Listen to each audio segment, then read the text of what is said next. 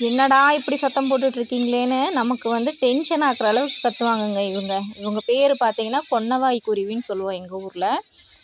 ரொம்ப வந்து எல்லாமே ஒத்துமையா தான் இருப்பாங்க. அந்த அளவுக்கு ஒத்துமையான பறவைங்க. இப்ப எதுக்கு கத்துறாங்கன்னா, 2டே விஷயம் தாங்க.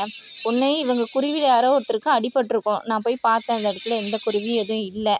இன்னொன்னு பார்த்தீங்கன்னா, ஏதாவது பாம்பு அந்த மாரி விஷ ஜந்துக்கள் வந்ததுன்னா, அப்ப ஏதாவது இப்படி கத்திட்டு இருப்பாங்க. கூட்டா சேர்ந்து கத்து கத்துன்னு கத்துனாங்கன்னு வச்சுக்கோங்களேன், நம்ம காது வந்து ஒரு 10 குருவியெல்லாம் சேர்ந்து கத்துனுச்சுன்னா, காதுல பஞ்சு வச்சு அடைச்சா கூட, நமக்கு அந்த சத்தம் வந்து கேட்காம இருக்காத அளவுக்கு அவ்ளோ சத்தமா இருக்கும்.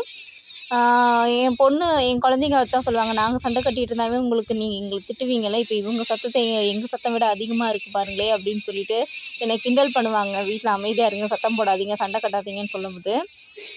பாருங்க இப்ப ரெக்கார்ட் பண்ணும்போது கூட கத்திக்கிட்டு தான் இருக்காங்க. அது மாரி இவங்கள மாரி ஒரு ஒத்துமையா வந்து இப்படி சத்தம் போடுறதுக்கெல்லாம் யாராலயும் முடியாதுங்க.